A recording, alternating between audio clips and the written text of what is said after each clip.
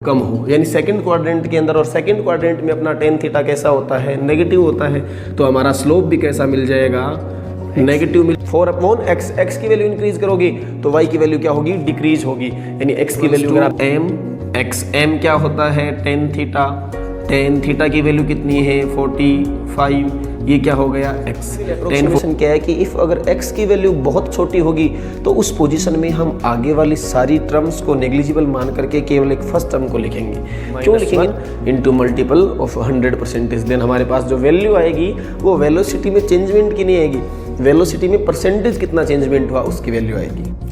Hello बच्चा party, welcome to all of you in our YouTube channel physics academy by NL sir. आज की इस video lecture में हम बेसिक मैथमेटिक्स के लास्ट में कुछ बचे हुए जो टॉपिक्स हैं उनके ऊपर अपन लोग डिस्कशन करेंगे। इस वीडियो लेक्चर के बाद भी अगर कोई छोटा मोटा टॉपिक रह जाता है तो उसको अपन लोग जब कोई कॉन्सेप्ट कर रहे होंगे और वहाँ उसका यूज़ करेंगे तो आपको साथ ही साथ बता देंगे। इस वीडियो लेक्चर के अंदर हम लोग मोस्टली डिस्कस करेंगे ग्राफ्स के ऊपर, उनसे रिलेटेड कुछ अच्छे क्वेश्चंस के ऊपर। उसके बाद में हम लोग कुछ अलजेब्रा, जियोमेट्री के इंपॉर्टेंट फॉर्मूले, बाइनोमियल अप्रोक्सीमेशन, इन सब के ऊपर भी चर्चा करेंगे। तो सबसे पहले अपन लोग ये डिस्कस कर लेते हैं कि हम लोगों को ग्राफ की स्टडी क्यों करनी है। देखो, कोई भी दो फिजिकल क्वांटिटीज़ है, पहली फिजिकल क्वांटिटी के चेंजमेंट से अगर दूसरी फिजिकल क्वांटिटी चेंज होती है तो ऐसी कंडीशन में आप अगर उन दोनों के चेंजमेंट के लिए कोई लाइन ड्रॉ करते हैं या फिर एक डायग्राम बनाते हैं तो उस डायग्राम को हम लोग क्या कहेंगे, ग्राफ कहेंगे। अपन लोग क्या करेंगे, कुछ स्टैंडर्ड इक्वेशंस लेंगे और उनके लिए जो ग्राफ हमें रिप्रेजेंट होता है, मिलता है, उसके ऊपर चर्चा कर लेंगे कि ऐसी इक्वेशन अगर अपने को कहीं भी इन फ्यूचर मिलती है तो उसका जो ग्राफ होगा वो इस टाइप का होगा। जैसे आपको दिया हुआ हो गया F = g m1 m2/r², gravitation का ये फॉर्मूला है, ग्रेविटेशनल फोर्स का। आपको बोल दिया जाए R और F के बीच में आप जो ग्राफ है वो बनाइए, तो ऐसी सिचुएशन में अपने को R की डिफरेंट वैल्यूज़ पुट करके F के लिए जो ग्राफ है वो बनाने की रिक्वायरमेंट नहीं है। अपने वैसे ही कुछ स्टैंडर्ड इक्वेशंस के ऊपर डिस्कस कर लेंगे तो वहाँ से अपने ध्यान में रहेगा कि अगर ऐसी इक्वेशन आ रही है, ऐसी सिचुएशन है तो हमें ये वाला ग्राफ बनाना है। तो इसके लिए अपन लोग कुछ अच्छे स्टैंडर्ड इक्वेशंस की चर्चा करते हैं। सबसे पहले अगर आपको कोई बोल दे कि आप ग्राफ की डेफिनेशन क्या लिखोगे तो बड़ा सिंपल वर्ड्स में आप लोग लिख दीजिए, ए डायग्राम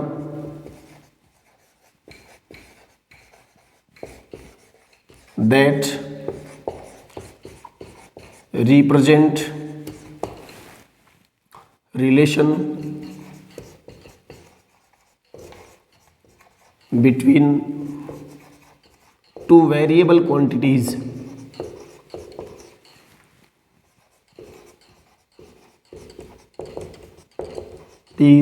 is called graph। सबसे पहले अपन लोग एक इजी सी इक्वेशन है जो कि है हमारे पास में y = mx।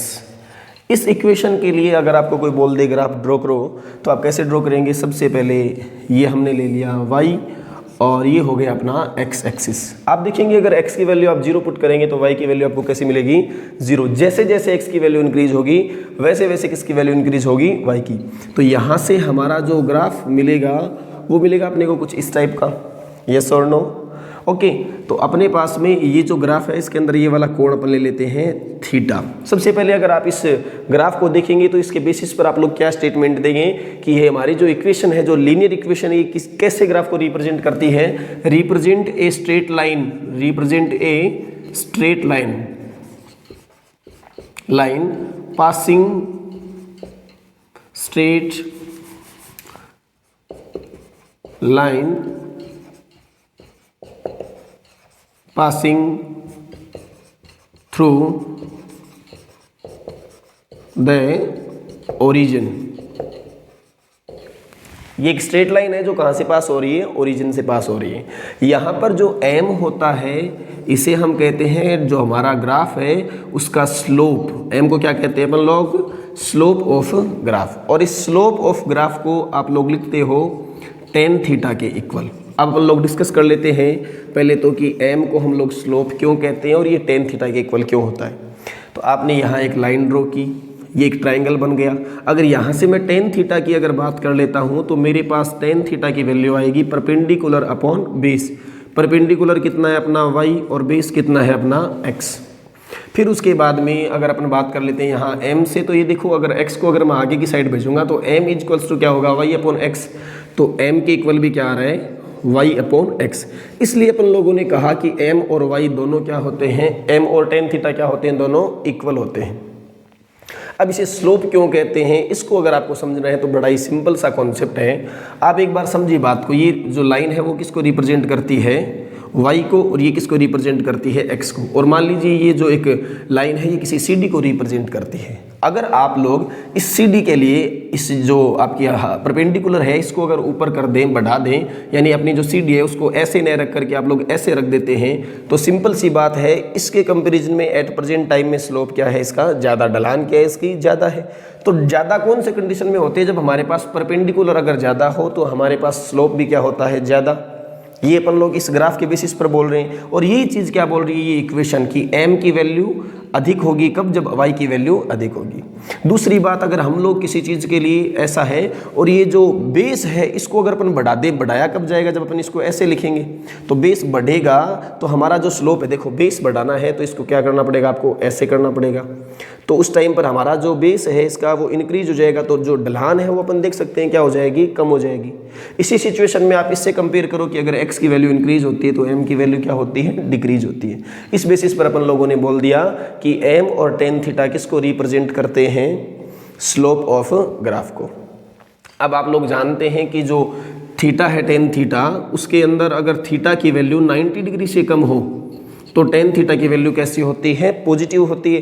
तो डेफिनेटली हमारे पास स्लोप भी कैसा होगा, पॉजिटिव। कैसा होगा, पॉजिटिव। जब हमारे पास में थीटा की जो वैल्यू है, ये जो वैल्यू है वो लेस देन क्या हो, 90 डिग्री।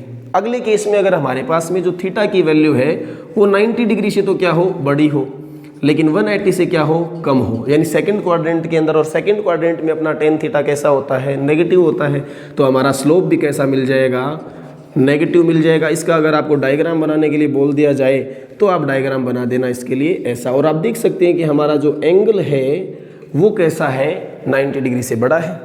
लास्ट केस में अगर अपने पास में थीटा की वैल्यू 90 डिग्री हो तो उस सिचुएशन में tan थीटा की वैल्यू क्या आ जाती है, इनफाइनाइट। इन स्लोप क्या हो जाता है, इनफाइनाइट। और आप देख सकते हैं कि अगर ऐसी सिचुएशन है, यहाँ अगर आप कोई लाइन ड्रॉ करेंगे तो उस सिचुएशन में आपके पास में एंगल कितना होगा, 90 डिग्री। और ये क्या है, स्लोप इनफाइनाइट। तो ये तो बात हो गई y बराबर mx, एक लीनियर इक्वेशन है उसके ऊपर। एक और स्टैंडर्ड इक्वेशन अपन लोग लेते हैं, कंसिडर करते हैं। दूसरी इक्वेशन अपन लोगों ने लिख दी y is equals to mx, plus में क्या लिख दिया, c। इस बार क्या चेंजमेंट हुआ है उसको देख लेते हैं। अगर आप लोग x की वैल्यू यहाँ 0 पुट करते हैं तो भी आपके पास y की वैल्यू इस बार 0 नहीं मिलती है। x की वैल्यू इंक्रीज करोगे तो y की वैल्यू इंक्रीज करेगी, इसमें कोई डाउट नहीं है। लेकिन यहाँ से अपन लोग ये देख सकते हैं कि x की वैल्यू 0 होने पर y की वैल्यू 0 नहीं है। तो अगर आप इसके लिए एक ग्राफ ड्रॉ करेंगे तो जो ग्राफ आपको मिलने वाला है वो ऐसा मिलने वाला है कि जब x की वैल्यू 0 है तो y की वैल्यू है c। तो मान लीजिए यहाँ से लेकर के यहाँ तक की जो वैल्यू है अपने पास वो क्या है, c है। ऐसी सिचुएशन में अगर आप लोग ग्राफ ड्रॉ करेंगे तो x की वैल्यू बढ़ाने पर ऐसा आपको ग्राफ मिलेगा, यस और नो। तो इस सिचुएशन में जो c है, इस c को हम लोग क्या कहते हैं, इंटरसेप्ट।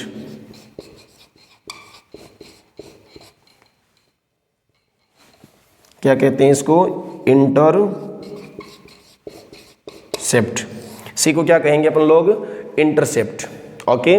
और इस सिचुएशन के अंदर अपने पास में 4 केस बनते हैं टोटल। कौन कौन से केस बनते हैं, 4। मैं आपके सामने 4 ग्राफ ड्रॉ कर रहा हूँ, उनके लिए आप मुझे बताना कि जो इंटरसेप्ट है हमारा वो पॉजिटिव है या नेगेटिव है, और अपना जो स्लोप है वो पॉजिटिव है या नेगेटिव है। तो देखो एक ग्राफ तो मैंने ये बना दिया। इस ग्राफ के अंदर अगर आप लोग देखें तो हमारे पास में जो सी की वैल्यू है वो आप देख सकते हैं पॉजिटिव वाई एक्सिस के ऊपर है। तो ऐसी पोजीशन के अंदर अपन लोग बोलते हैं कि सी कैसा है, यहाँ पर पॉजिटिव है। अगर बात कर लें कि थीटा की, तो आप थीटा यहाँ चेक कर सकते हैं 90 से कम है, या फिर कहीं भी आप लोग एक हॉरिजॉन्टल लाइन खींचिए और वहाँ चेक कर लीजिए थीटा की वैल्यू अगर 90 से कम हो तो हमारा स्लोप कैसा मिलेगा अपने को, पॉजिटिव। क्योंकि थीटा की वैल्यू अगर 90 से कम होती है तो टेन थीटा क्या होता है, पॉजिटिव होता है, और टेन थीटा क्या होता है, किसी ग्राफ का स्लोप होता है। तो यहाँ पर एम अपने पास में क्या आएगा, पॉजिटिव। एक और प्रिडिक्शन अगर आप लोगों से पूछ लेता है कि ऐसी इक्वेशन के लिए आपके पास ग्राफ ड्रॉ करोगे तो वो ग्राफ के अंदर जो लाइन बनेगी वो किसे रिप्रेजेंट करेगी, तो आप लोग ऐसी सिचुएशन में कह सकते हैं straight line, straight line, but not passing through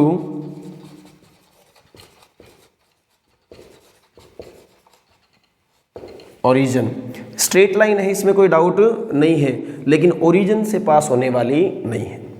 एक केस तो मैंने ये लिख दिया सी और एम के लिए। एक केस में मैं ऐसा ग्राफ ड्रॉ कर रहा हूँ, एक ग्राफ मुझे यहाँ ड्रॉ करना है, एक यहाँ और एक यहाँ, टोटल मैं 4 ग्राफ ड्रॉ कर देता हूँ आपके लिए।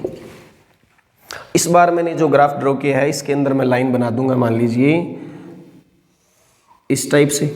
अगला जो ग्राफ है उसको मैं बना देता हूँ ऐसे, इसके बाद जो अगला ग्राफ है उसको मैं बना देता हूँ ऐसे। चारों ग्राफों को एक बार आप अच्छे से देखेंगे। पहले ग्राफ के अंदर सी की वैल्यू पॉजिटिव, थीटा की वैल्यू 90 से कम है, इसलिए वो भी कैसा है, पॉजिटिव स्लोप भी। दूसरे ग्राफ में आप देखिए जो सी की वैल्यू है, ये है सी की वैल्यू, जो कि कैसी है, नेगेटिव है, नीचे की ओर है वाई के ऊपर, तो डेफिनेटली नेगेटिव है। तो यहाँ से अपने पास सी की वैल्यू कैसी आई, नेगेटिव। बात कर लेते हैं हम लोग एम के बारे में अगर, तो एम देख लीजिए, अब भी आपके पास जो थीटा की वैल्यू है वो क्या है, 90 डिग्री से कम है, तो हमारे पास एम कैसा होगा, यहाँ पॉजिटिव होगा। अगले ग्राफ के अंदर अगर अपन लोग देखें तो हमारे पास जो इंटरसेप्ट है वो सी जो है अभी भी कैसा है, पॉजिटिव है। सी कैसा है अपना, पॉजिटिव है। लेकिन अगर बात करूं मैं एम की, तो मैं अगर यहाँ से थीटा चेक करूं तो ये मेरा थीटा की जो वैल्यू है वो 90 डिग्री से बड़ी है, तो ऐसी सिचुएशन में मेरे पास जो स्लोप आएगा वो कैसा आएगा, नेगेटिव। अगले ग्राफ के अंदर अगर अपन लोग देखें तो सी की वैल्यू कैसी है, नेगेटिव। सी कैसा है अपना, नेगेटिव, और आपका जो स्लोप है वो भी आप देखेंगे तो आपको कैसा मिलेगा, नेगेटिव, क्योंकि वैल्यू 90 डिग्री से अबव है। तो एम भी कैसा हो गया अपने पास, नेगेटिव हो गया। आप लोगों ने क्या देखा कि हम लोगों ने एक लीनियर इक्वेशन ली, y equals to m x. M किसको रिप्रेजेंट करता है, स्लोप को। क्यों रिप्रेजेंट करता है, आप इस कैलकुलेशन की हेल्प से समझ सकते हैं। यहाँ पर आप लोगों ने लिखा कि अगर ऐसी इक्वेशन होगी तो स्ट्रेट लाइन मिलेगी, और कहाँ से पास होगी, ओरिजिन से। अगर इसमें प्लस में सी लगा दिया जाए, कोई इंटरसेप्ट जोड़ दिया जाए, तो ऐसी सिचुएशन में मिलेगी तो स्ट्रेट लाइन ही, लेकिन ओरिजिन से पास नहीं होगी। कौन कौन से 4 सिचुएशंस हैं वो अपन लोगों ने यहाँ पर ड्रॉ कर दी। आगे चलकर बहुत सारे क्वेश्चंस में ये अपने लिए यूजफुल है, आप इसे जल्दी से नोट करो, उसके बाद अपन लोग आगे डिस्कस करते हैं।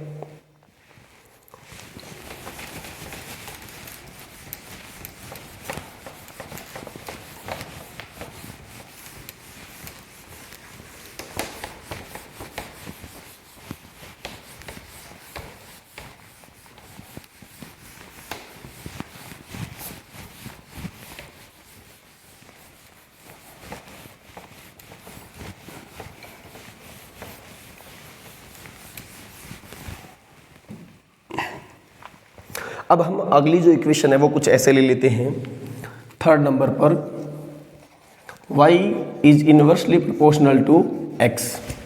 ऐसी सिचुएशन में अगर अपन लिखें तो ऐसे लिख सकते हैं y इज इक्वल्स टू कोई कांस्टेंट की अपॉन x। इस सिचुएशन में आप लोग देख सकते हैं कि जैसे जैसे x की वैल्यू इंक्रीज होगी वैसे वैसे y की वैल्यू क्या होगी, डिक्रीज होगी। तो आप लोगों को कैसा ग्राफ मिलने वाला है उसकी अगर चर्चा करें तो आप देख सकते हैं, अगर हम लोग x की वैल्यू 0 पुट कर दें तो y की वैल्यू कैसी हो जाएगी, इनफाइनाइट। और जैसे जैसे x की वैल्यू को इंक्रीज करेंगे वैसे वैसे जो y की वैल्यू है वो क्या होगी, डिक्रीज। तो हमारे पास मिलेगी एक ऐसा कर्व मिलेगा। अगर अपन लोग x की वैल्यू यहाँ पर नेगेटिव लेते हैं तो हमारे पास जो y की वैल्यू वो भी कैसे आएगी, नेगेटिव आएगी। तो इस सिचुएशन में हमारा जो ग्राफ है वो कौन से क्वाड्रेंट में बनेगा, 3rd वाले में। जब हमारे पास y इक्वल्स टू के अपॉन x है तो इस इक्वेशन के लिए ऐसे तो अपने को मिलेंगे ग्राफ, ये नेगेटिव x और ये क्या है, नेगेटिव y। और ये जो शेप है इसको हम लोग बोलते हैं रेक्टेंगुलर हाइपरबोला। Rectangular hyperbola. अगर बात करें कि इक्वेशन है, ये जो ग्राफ है वो किसे रिप्रेजेंट करते हैं, तो आप लोग कहेंगे रेक्टेंगुलर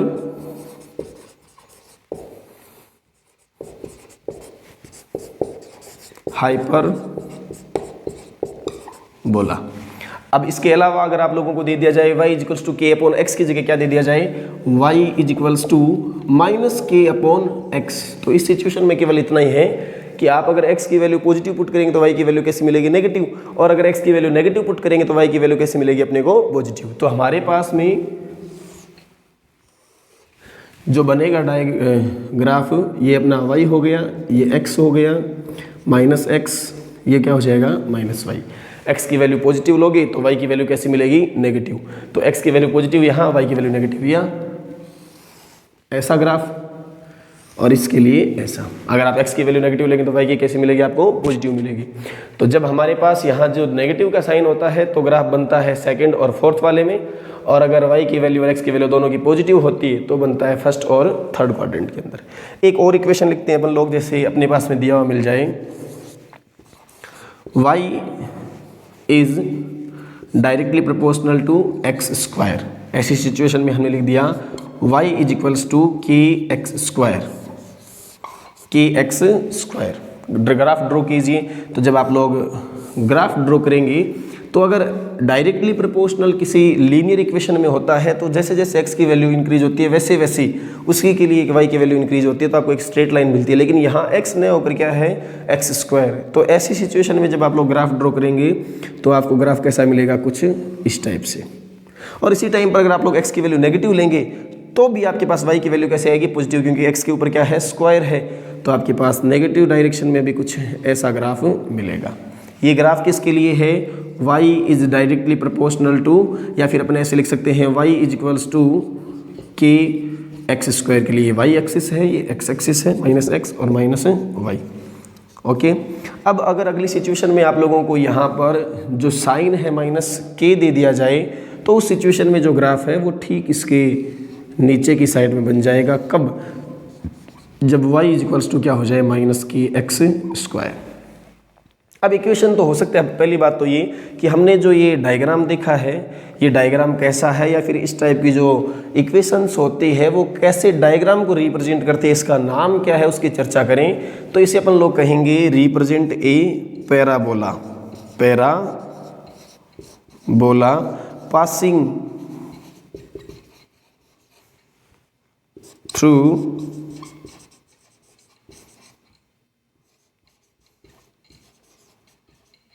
ओरिजिन। कहाँ से गुजर रहा है? ये ओरिजिन से गुजर रहा है। और ये जो शेप आप देख पा रहे हैं इसे अपन ने क्या बोल दिया? पैराबोला। अगर अगली सिचुएशन में आप लोगों को इक्वेशन तो यही दे दी, थोड़ा सा चेंजमेंट कर दिया इसमें कि हमारे पास इस बार y is directly proportional to x square नहीं है, x is directly proportional to क्या है? y square. इस सिचुएशन में अगर आपको दे दिया जाए कि x is directly proportional to y square, यानी x इज इक्वल्स टू हो सकता है कि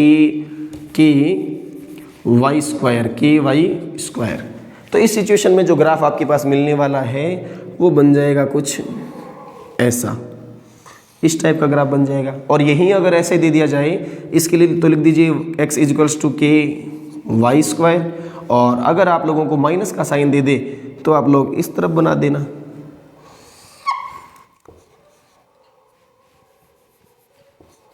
x is equals to minus k y square. Okay, एक बार आप इसे थोड़ा सा नोट कीजिए, उसके बाद आगे डिस्कस करते हैं अपन।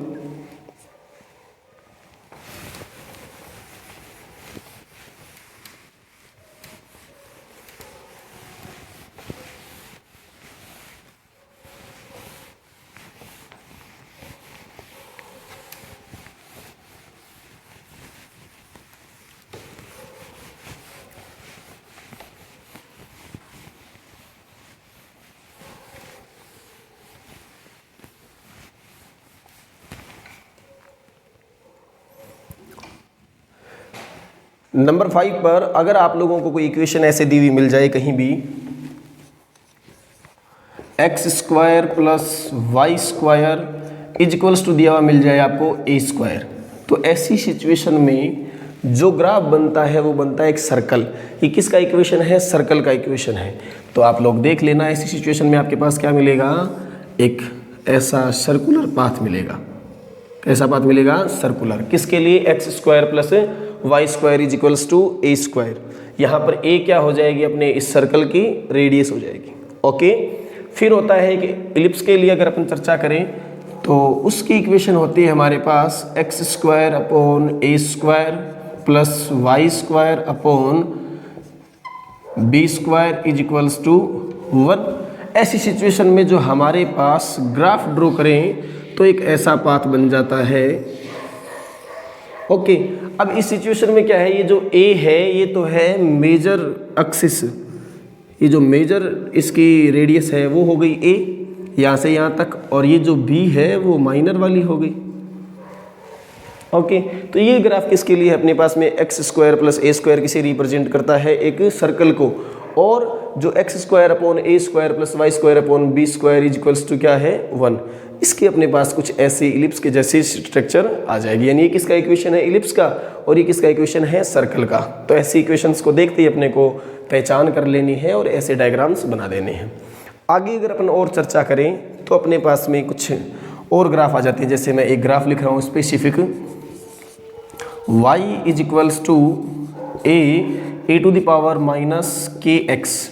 आपको बोल दिया जाए कि आप इसके लिए ग्राफ ड्रॉ करो, तो सबसे पहले तो अपना काम है कि एक तरफ y लेना है अपने को, एक तरफ x लेना है, इस तरफ हमें ले लेना है नेगेटिव x, इस तरफ ले लेना है हमें नेगेटिव y ले लेना है। इस सिचुएशन के अंदर आप देखिए कि सबसे पहले आप लोग x की वैल्यू पुट करो यहाँ पर 0, और आप चेक करो कि हमें y की वैल्यू क्या मिल रही है। तो इस सिचुएशन में अगर मैं x की वैल्यू 0 पुट करता हूँ तो मेरे पास e टू दी पावर क्या हो जाती है, -0। सबसे पहले तो देखो मैं इसको ऐसे लिख सकता हूँ, y is equals to a upon e to the power k x। अब अगर मैं x की वैल्यू 0 पुट करूँगा तो मेरे पास e टू दी पावर 0, और किसी भी फंक्शन की अगर वैल्यू 0 है, पावर अगर 0 है तो उसकी वैल्यू कितनी होगी, अपने पास 1 होगी। तो ऐसी सिचुएशन में हमारे पास जो वैल्यू आ जाएगी y की वो कितनी आ जाएगी, a। तो हमने मान लिया कि हमारे पास सिचुएशन में वैल्यू कहाँ पर आएगी, a पर, जब हमारी x की वैल्यू कितनी हो 0। फिर आप देख सकते हैं कि जैसे जैसे x की वैल्यू इंक्रीज करेंगे वैसे वैसे e की वैल्यू भी इंक्रीज होगी। e क्या है कि इरेशनल नंबर है जिसकी वैल्यू 2.71 समथिंग होती है, इरेशनल नंबर है और कुछ नहीं है। अब जैसे जैसे आप इसकी कोई भी, जैसे मान लीजिए 2 की पावर x लिखा हुआ है, अब अगर आप x की वैल्यू को इंक्रीज करेंगे तो डेफिनेटली आपके पास में जो कंबाइंड फलन है इसकी वैल्यू भी बढ़ने वाली है। तो यहाँ पर अगर आप लोग x की वैल्यू को इंक्रीज करेंगे तो इस पूरे फंक्शन की वैल्यू इंक्रीज होगी। तो अगर आप इसको डिवाइड करेंगे तो आपके पास y की वैल्यू क्या हो जाएगी, डिक्रीज हो जाएगी। या फिर आप ऐसा मान लीजिए कि अगर x की वैल्यू हमारे पास इनफाइनाइट हो, कितनी हो, इनफाइनाइट हो, तो उस सिचुएशन में हमारे पास जो e की पावर इनफाइनाइट है इसकी वैल्यू कितनी बन जाएगी, इनफाइनाइट, और इनफाइनाइट से डिवाइड करोगे तो y की वैल्यू क्या बन जाएगी, आप लोगों के पास 0 बन जाएगी। तो हमारे पास इसके लिए जो ग्राफ मिलेगा वो कुछ मिलेगा आपको इस टाइप से, और इस टाइप के जो ग्राफ होते हैं उसे अपन लोग कहेंगे exponentially decreasing graph. Exponentially decreasing graph, exponentially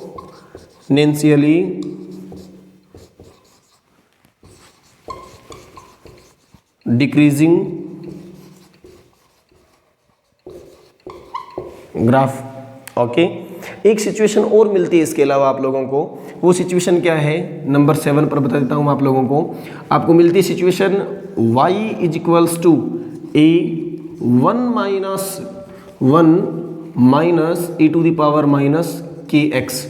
ऐसी सिचुएशन में अगर आपको बोल दिया जाए कि x और y के बीच में ग्राफ ड्रॉ करो, तो आप कैसे ग्राफ ड्रॉ करोगे। सबसे पहला काम, एक एक्सिस को x लिया, दूसरी को y लिया, इसको -x, इसको -y ले लिया। सबसे पहले वही काम करो आप लोग, तो x की वैल्यू कितनी पुट करो, 0 पुट करो। जब आप लोग x की वैल्यू 0 पुट करेंगे तो आपके पास में e to the power minus k x की वैल्यू कितनी मिल जाएगी अपने को, 1, क्योंकि ये नीचे जाएगा, यहाँ पर e की पावर 0, 0 की वैल्यू 1, 1 को 1 से डिवाइड करेंगे कितना बन जाएगा, 1। अब अगर आप 1 में से 1 को माइनस करेंगे तो उस पोजीशन में वैल्यू कितनी आ जाएगी, ब्रैकेट में 0, तो आपको y की वैल्यू कितनी मिल जाएगी, 0। जब x की वैल्यू 0 है तो हमारे पास y की वैल्यू भी कितनी होगी, 0 होगी।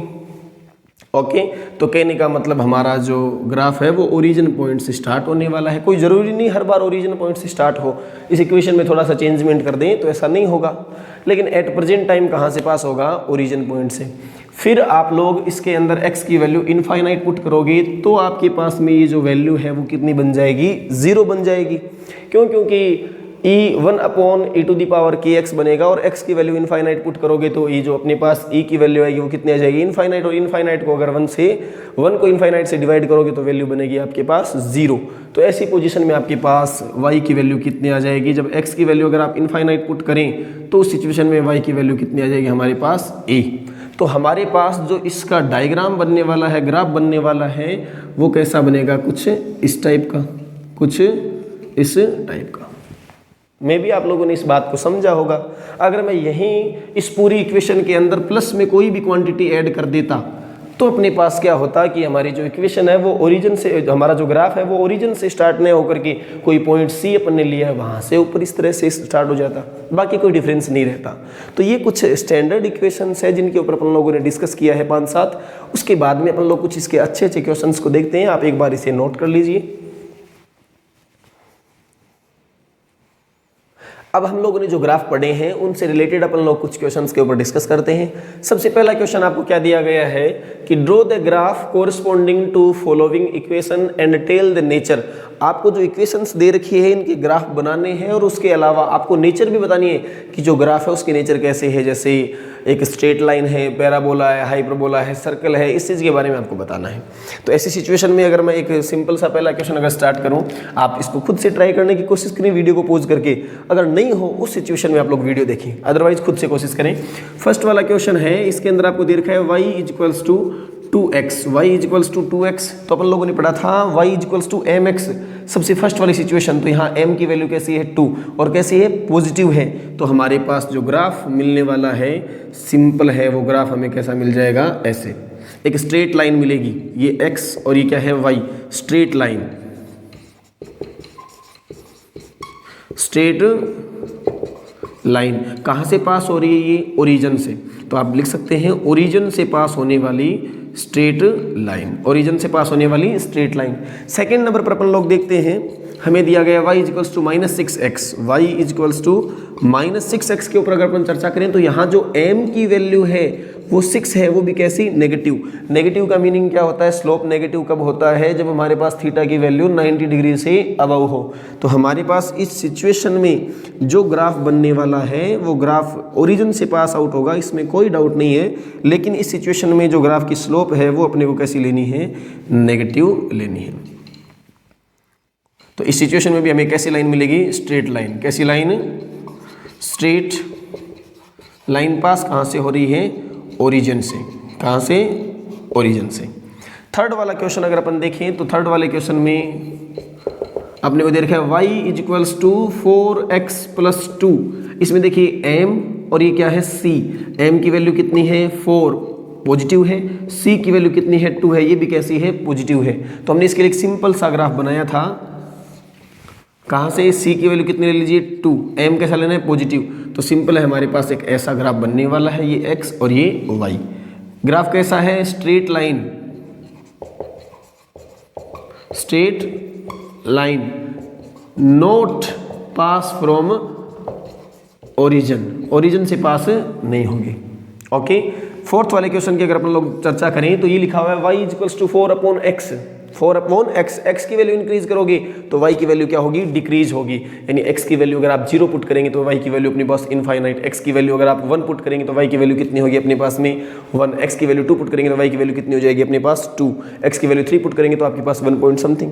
तो हम लोग ऐसा ग्राफ जानते हैं, वैल्यू पुट करनी नहीं है अपने को, सीधा बताना है ग्राफ मिलेगा कुछ ऐसा, ग्राफ मिलेगा कुछ ऐसा।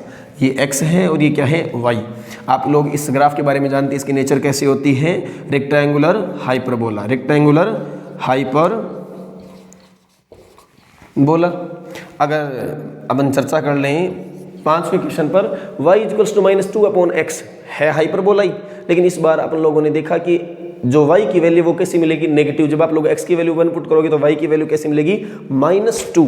तो y की वैल्यू नेगेटिव, x की वैल्यू पॉजिटिव इस तरफ होती है और y की वैल्यू माइनस की इस तरफ होती है। तो इस बार जो ग्राफ मिलेगा आप लोगों को कुछ ऐसा मिल जाएगा। होगा क्या, हाइपरबोला। इस बार भी क्या होगा, हाइपरबोला। अगली बार अपन लोग देखते हैं 6 नंबर वाला क्वेश्चन। इसमें देखिए y इक्वल्स टू 2x²। आप लोगों ने y इक्वल्स टू kx² पढ़ा था। y इक्वल्स टू kx² का आप लोगों के पास जो ग्राफ आया था वो आया था कुछ ऐसा। y इक्वल्स टू क्या था वहाँ, kx², यहाँ कितना है 2x²। और इस टाइप का जो ग्राफ होता है उसकी नेचर कैसी होती है, पैराबोला। क्या होता है ऐसा, पैराबोला। ओके। उसके बाद अगर अपन आगे डिस्कस करें 7वां क्वेश्चन, उसमें दे रखा है y equals to -4x² plus 6, -4x। और ये दूसरी बात, ये कहाँ से पास हो रहा है, कितना सा और बता दीजिए, ओरिजिन से, ओरिजिन से पास होने वाला पैराबोला। अगले क्वेश्चन में दे रखा है y equals to -4x² plus 6। अब देखो सेम टू सेम ये वाली पोजीशन है, इसमें k की वैल्यू कैसी है, नेगेटिव। जब k की वैल्यू नेगेटिव होती है तो अपन लोग ग्राफ को कैसे ड्रॉ करते हैं, नीचे की ओर ड्रॉ करते हैं।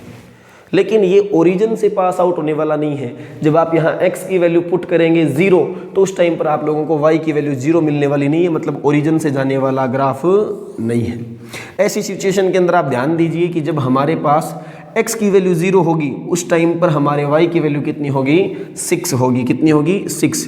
तो यहाँ कितना लिख दीजिए, 6।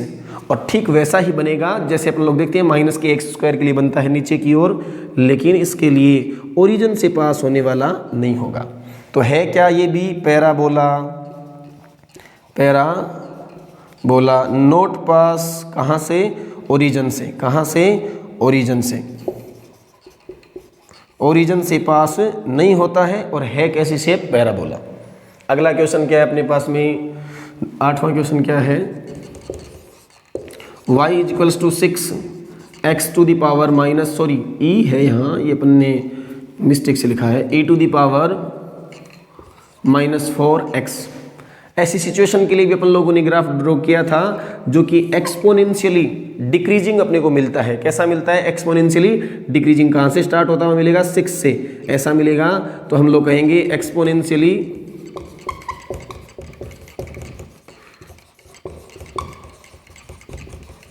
डिक्रीजिंग। अगला अपने पास में दे रखा है last question, y equals to 5, y is equals to 5 1 minus e to the power -2x। तो इस सिचुएशन में अपन लोग देख सकते हैं ये कैसा मिलेगा अपने को, एक्सपोनेंशियली इंक्रीजिंग। और इंक्रीजिंग में भी इसकी मैक्सिमम वैल्यू कितनी मिलने वाली है, 5। तो आपके पास कुछ ऐसा ग्राफ मिलने वाला है, पासिंग फ्रॉम ओरिजिन और एक्सपोनेंशियली इंक्रीजिंग। कौन सा है ये, इंक्रीजिंग। ओके तो ये क्वेश्चंस थे, अगर आपने खुद से कर लिए हो तो बहुत बेहतर है, अदरवाइज आप लोग इसको एक बार नोट कर लीजिए।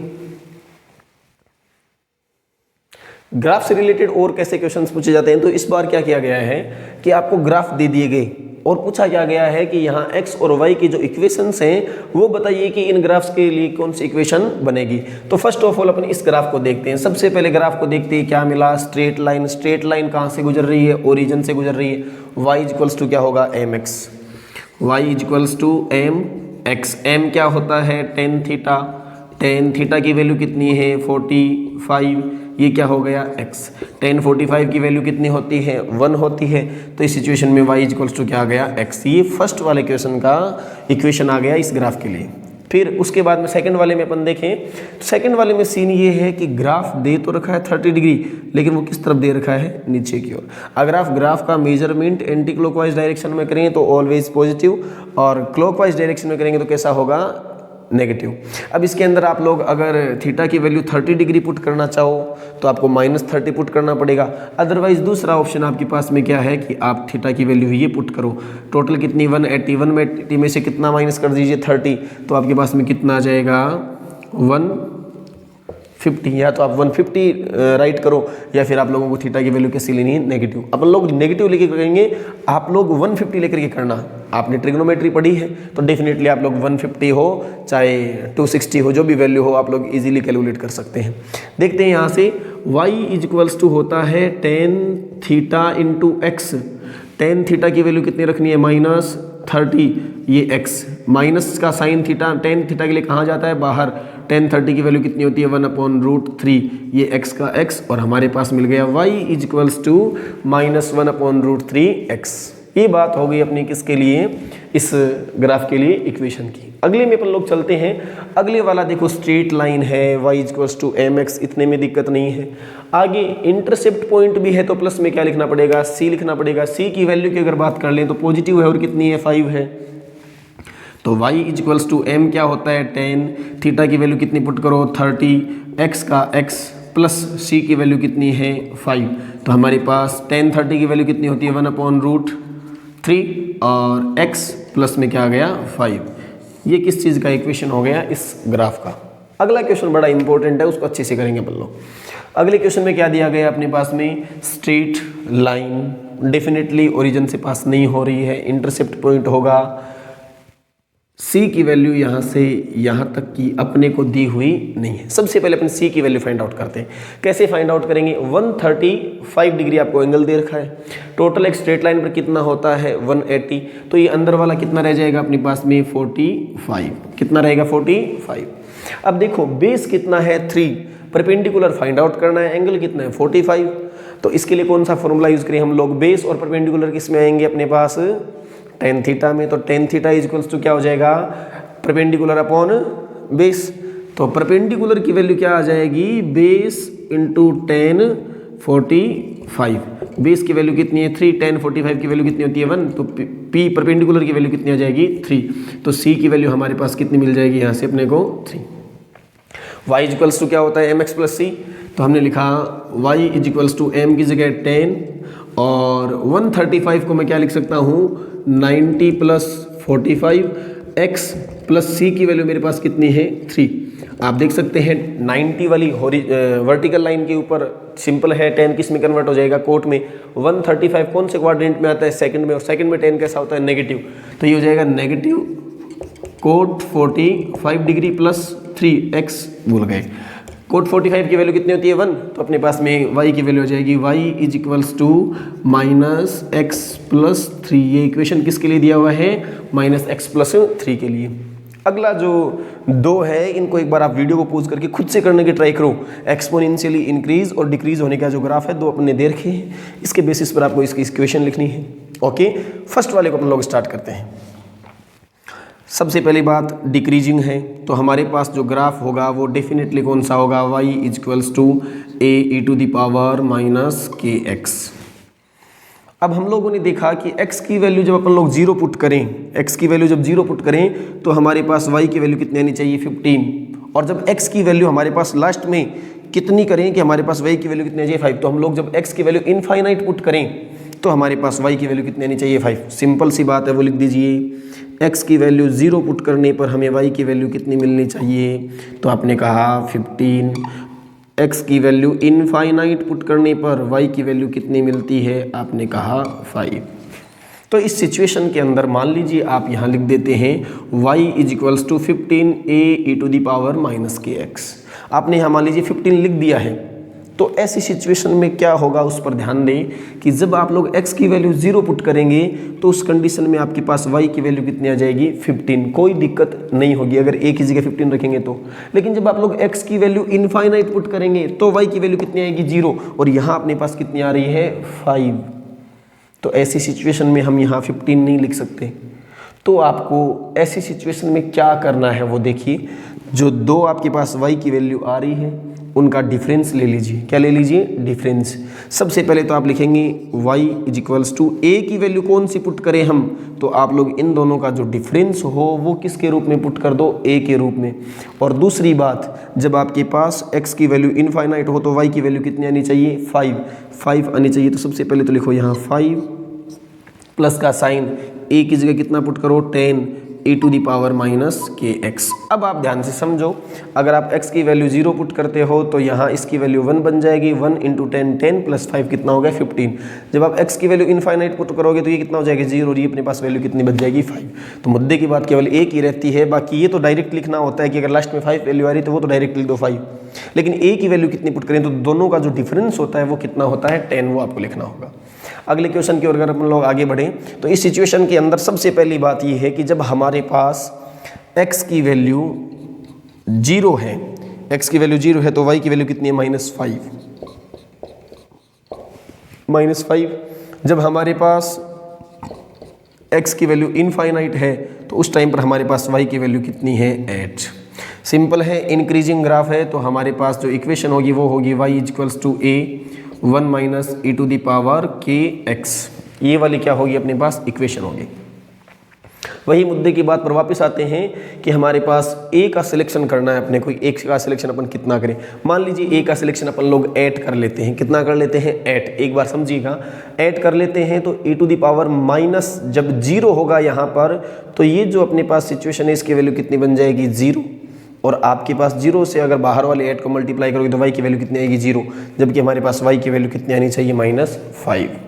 तो आप लोग इक्वेशन को लिखो कि आपके पास y की वैल्यू कितने आनी चाहिए 0 पर -5, तो आप -5 को तो ऐसे कैसे लिखो, फिर लिखो आप प्लस का साइन। वही काम a की जगह क्या पुट करें, तो a की जगह दोनों का डिफरेंस पुट करना है। तो -5 और 8 के बीच का आपसे अगर कोई डिफरेंस पूछ लेता है तो इन दोनों के बीच का डिफरेंस है 13। कितना है 13, 8 -5 और इसके आगे क्या लगा हुआ माइनस का साइन, तो कितना हो जाएगा +5 और 8 और 5 का डिफरेंस कितना आ जाएगा आपके पास 13, 1 -e⁻−kx। अब देखते हैं सेटिस्फाई करता है या नहीं करता। x की वैल्यू जब 0 पुट करोगे तो ये तो क्या हो जाएगा पूरा सिस्टम 0, ये 0 हो जाएगा तो अपने पास कितना मिल जाएगा -k5। बिल्कुल राइट है। फिर जब आप लोग x की वैल्यू इनफाइनाइट पुट करोगे तो ये बन जाएगी टर्म 0, 1 - 0 1, 1 को मल्टीप्लाई किया 13 से 13 प्लस के माइनस के कितने 5, डिफरेंस निकालोगे कितना मिलेगा 8। तो ये भी सिचुएशन सेटिस्फाई हो रही है। अब आप लोगों के एक छोटा सा होमवर्क है। क्या होमवर्क है कि आपको 2 ग्राफ प्लॉट करने हैं। y डिक्रीज हो रहा है, एक्सपोनेंशियली डिक्रीज हो रहा है फ्रॉम 10 to 6, तो इसके लिए जो ग्राफ है वो आप लोगों को बनाना है। और सेकंड वाले में आप लोगों को दे रखा है कि y इंक्रीजिंग है, एक्सपोनेंशियली इंक्रीजिंग है फ्रॉम -5 to +5। तो ये 2 ग्राफ आपका होमवर्क है, आप इसको जल्दी से बनाइए। उसके बाद अपन कुछ इंपॉर्टेंट फॉर्मूलों के ऊपर चर्चा करते हैं। राइट कीजिए इसे। अब हम अलजेब्रा के कुछ कॉमन ऐसे फॉर्मूले जिनको अपन लोग वाइडली यूज़ करते हैं उनके ऊपर एक छोटी सी चर्चा कर लेते हैं। जैसे आप लोग फॉर्मूले देख पा रहे हैं a+b whole square, a-b whole square. ये जो फॉर्मूले अपन ने लिख रखे हैं ये अपन लोग रेगुलरली काफ़ी ज़्यादा यूज़ करते हैं, तो इनके बारे में ज़्यादा कुछ आपको बताने की रिक्वायरमेंट नहीं है। फिर अपन देखें क्वाड्रेटिक इक्वेशन की standard form ax² + bx + c = 0। आप लोग इसको अच्छे से पढ़ कर गए हैं 10th क्लास में। और इस जो इक्वेशन का जो सोल्यूशन होता है वो अपने पास में आप देख सकते हैं x = -k b + -√b² - 4ac/2a होता है। अगर किसी भी इक्वेशन के अंदर मैक्सिमम पावर 2 है तो यहाँ पर जो x की वैल्यूज आपको मिलेगी वो कितनी मिलेगी 2, यानी x के कितने सॉल्यूशंस मिलेंगे अपने पास में 2, एक x1 और दूसरा x2। अगर अपने को चेक करना है कि हमने जो x1 और x2 दो वैल्यूज कैलकुलेट की हैं वो राइट है या रॉन्ग है, तो ऐसी पोजीशन में आप x1 और x2 को अगर ऐड करते हैं तो उसकी जो रिजल्ट है वो -b/a के अगर इक्वल आ जाए। b क्या है x का मल्टीपल और a क्या है x² का मल्टीपल, उसके -b/a के अगर इक्वल आ जाए या फिर x1 x2 की वैल्यू c/a के इक्वल आ जाती है तो ऐसी सिचुएशन में हम लोग कह सकते हैं कि हमारी जो वैल्यू है वो कैसे है, सही है।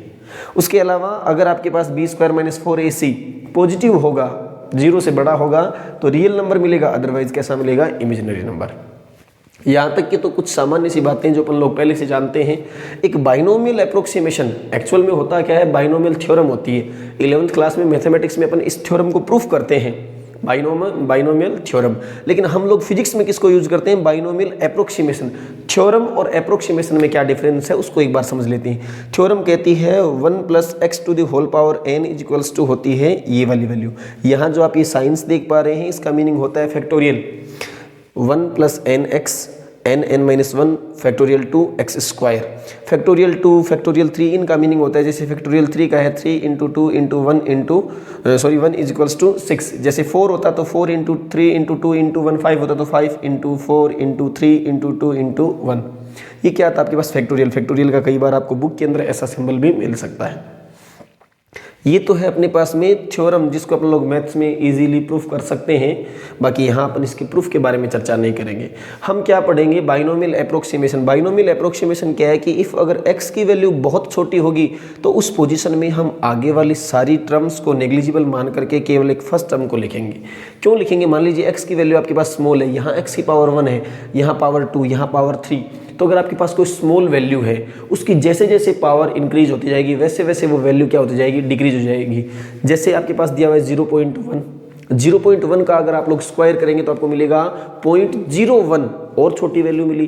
तो आपके पास अगर छोटी वैल्यू है और उसका अगर आप स्क्वायर करेंगे, क्यूब करेंगे तो आगे वाली टर्म्स तो बहुत छोटी आएंगी और बहुत छोटी आने के कारण हम आगे वाली जितनी भी पावर्स की टर्म है उन सभी को नेग्लिजिबल मान करके छोड़ देते हैं और अपन क्या लिख देते हैं 1 + x⁴n = 1 + nx। इफ़ अगर आपके पास n की वैल्यू नेगेटिव हो या n की वैल्यू पॉजिटिव हो और यहाँ बीच वाला साइन अगर नेगेटिव का हो तो ऐसी पोजीशन में अपने को क्या करना है, जहाँ जहाँ x की पावर ओड है वहाँ उसके आगे चिन्ह किसका बना देना है, माइनस का। जैसे यहाँ माइनस का साइन होता तो यहाँ माइनस का साइन लगता, यहाँ माइनस का साइन लगता, अगला जो x की पावर 5 होती वहाँ माइनस का साइन लगता। इसका एक इजी सा आप लोग क्वेश्चन देख सकते हैं। जैसे आपको दे दिया जाए इसका यूज क्या है, क्यों यूज करते हैं, तो आप देखिए एक क्वेश्चन अपन लोग कर लेते हैं। जैसे आपको दे दिया रूट 0.99। अब इस रूट की वैल्यू फाइंड आउट करना सिंपल अपन देख सकते हैं, थोड़ा सा हार्ड है। इस रूट को मैं क्या लिख सकता हूँ, 1 माइनस 0.01 और पावर कितनी है, हाफ। रूट का मीनिंग क्या होता है, हाफ पावर। अब मैं यहाँ पर देख सकता हूँ कि जो x की वैल्यू है वो बहुत ही छोटी सी स्मॉल वैल्यू है, तो मैं यहाँ बाइनोमियल अप्रोक्सीमेशन को यूज़ कर सकता हूँ। बाइनोमियल अप्रोक्सीमेशन इसे क्या कहते हैं, 1 माइनस n की वैल्यू कितनी है, 1/2 इंटू 0.01। जब आप लोग इसको 2 से डिवाइड करेंगे तो आपके पास क्या आ जाएगा, 1 माइनस 0.005। जब आप माइनस करेंगे तो आपके पास सोल्यूशन आ जाएगा 0.995। अब आप देख सकते हैं कि बाइनोमियल थ्योरम की हेल्प से अपन लोगों ने इतना इजीली इस क्वेश्चन को सॉल्व कर लिया। इसके अलावा कंपोनेंडो एंड डिविडेंडो रूल, देखो कंपोनेंडो रूल अलग है और डिविडेंडो रूल अलग है, और इन दोनों का कॉमन मिलाकर के ये वाला रूल बनता है। प्रूफ की अपन चर्चा नहीं करेंगे, लेकिन क्या है कंपोनेंडो एंड डिविडेंडो रूल, इसमें देखें थोड़ा सा। तो आपके पास कोई क्वांटिटी है P/Q, अगर ये इक्वल हो A/B की, मान लीजिए 1/2 है, वो 2/4 के क्या होगा, इक्वल होगा। तो ऐसी सिचुएशन में आप P+Q का मतलब 1+2 1 - 2 अपॉन A+B A-B अगर इक्वल देखेंगे तो इनकी वैल्यू आपको कैसे मिलेगी, इक्वल। आपको जो मैंने क्वांटिटी बताई है उसकी हेल्प से आप इसे प्रूफ भी कर सकते हैं। तो ये तो कंपोनेंडो एंड डिविडेंडो रूल का जो एक कॉमन फॉर्म है वो है, बाकी ये एक अलग रूल है और ये एक अलग रूल है। इसके ऊपर अपने को कोई ज़्यादा चर्चा नहीं करनी है। AP और GP आप लोग 10th क्लास में पढ़ करके आए हैं। AP के अंदर A क्या है, फर्स्ट टर्म, अगला क्या है, कॉमन डिफरेंस। AP का मीनिंग क्या है हिंदी में, समांतर श्रेणी। समांतर श्रेणी आप लोग पढ़ करके हैं, जैसे 2 4 6 8। इनिशियल टर्म क्या है, 2, अगली 4 अगली 6, इनमें डिफरेंस कितने का आ रहा है, 2 का आ रहा है। तो आप लोग डिफरेंस कैसे निकालेंगे, A2 माइनस A1, और इनिशियल टर्म क्या हो गई, A। इसके अगर एन टर्म्स का अगर आप लोगों से कोई सम पूछ लेता है तो ये वाला फॉर्मूला यूज करना, और आप लोग इजीली एन टर्म्स का जो सम है वो फाइंड आउट कर पाएंगे। अगला है GP, गुणोत्तर श्रेणी। इसमें AR स्क्वायर AR क्यूब, मान लीजिए आपके पास लिखा हुआ है 1, सेकंड में 2, उसके बाद में 4, उसके बाद में 8, उसके बाद में 16, ऐसे दिया हुआ है। तो ये जो आप देख पा रहे हैं ये एक GP है, क्या है, GP है, गुणोत्तर श्रेणी। क्यों, 1 को 2 से मल्टीप्लाई किया 2, 2 को 2 से मल्टीप्लाई किया 4, 4 को 2 से मल्टीप्लाई किया 8। तो यहाँ पर जो कॉमन रेशियो आ रहा है वो आपके पास कितना आ रहा है, 2 आ रहा है। कैसे पता करें कॉमन रेशियो का, तो कॉमन रेशियो का सीधा पैटर्न है, R होता है कॉमन रेशियो, और इसके लिए लिख दीजिए आप A2 अपॉन A1। आप लोग A2 को A1 से डिवाइड करो, जो वैल्यू आएगी वो आपके पास क्या होगी, कॉमन रेशियो। या फिर किसी भी दो टर्म्स की आगे पीछे वालों की डिवाइड कर दीजिए, 4 और 8, 8/4 कितना मिलेगा, 2, 16/8 कितना मिलेगा, 2 मिलेगा।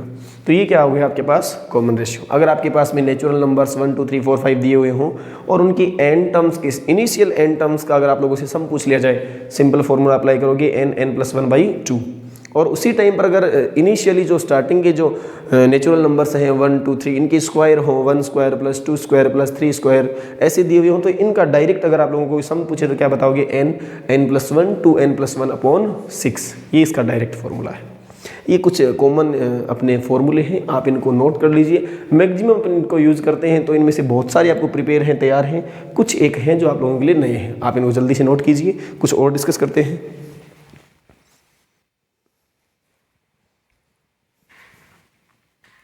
जियोमेट्री के कुछ इंपॉर्टेंट फॉर्मूले जो अपन लोग रेगुलरली यूज़ करते हैं वो मैंने कुछ लिखे हैं, आप उनको साथ साथ में नोट कर लेंगे। आप लोग बहुत बार उनका यूज़ करते हैं तो आपको आते हैं, लेकिन फिर भी अपन लोग एक बार इनको नोट कर लेंगे, जिसके अंदर हमारे पास स्क्वायर का एरिया है, रेक्टेंगल है, ट्रायंगल है, ट्रेपीजॉइड जो इसे अपन लोग क्या कहते हैं हिंदी में समलंब चतुर्भुज कहते हैं, पैरेललोग्राम है, curved surface of any cylinder, cylinder का जो बाहर वाला पृष्ठ होता है उसका एरिया है, उसका ये होता है। कोई इलिप्स है अपने पास में, उसके लिए पाई AB हो जाता है। A क्या है अपने पास यहाँ, इसके पास हमारी रेडियस की वैल्यू A और B दो होती है, एक तो होती है मेजर और एक होती है माइनर।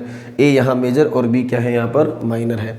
सरफेस एरिया ऑफ कोई क्यूब है अपने पास में, उसके लिए 6 इंटू साइड स्क्वायर हो जाता है। और उसके अलावा जो हमारा जो कोन होता है उसके लिए जो कंप्लीट सरफेस एरिया नीचे वाला जो होता है, जैसे जोकर की कैप नहीं होती उसकी चर्चा कर रहे हैं अपन लोग, नीचे वाला जो एरिया होता है उसको क्या बोलते हैं अपन लोग, पाई आर स्क्वायर। नीचे तो एक सर्कल ही होता है, सर्कल का क्या हो जाएगा, पाई आर स्क्वायर। और उसके अलावा जो ऊपर वाली शेप होती है उसके लिए हमारे पास पाई आर एल। ये अपने पास में एरिया के कुछ इंपॉर्टेंट फॉर्मूले हैं, ये आप लोग अच्छे से याद कर लेंगे, आपको वैसे तो याद होंगे। उसके अलावा वॉल्यूम जैसे रेक्टेंगुलर स्लैब है, लेंथ ब्रेथ हाइट का मल्टीपल किसके इक्वल होता है, रेक्टेंगुलर स्लैब के इक्वल होता है। क्यूब है, स्फीयर है, सिलेंडर है और कोन, ये सारे वाइडली यूज होने वाली चीज़ें हैं। तो ये तो आपको मैं भी है 100% श्योर हूँ मैं कि आपको रिमेंबर है, लेकिन फिर भी अगर ना हो तो आप इनको अच्छे से तैयार कर लेना।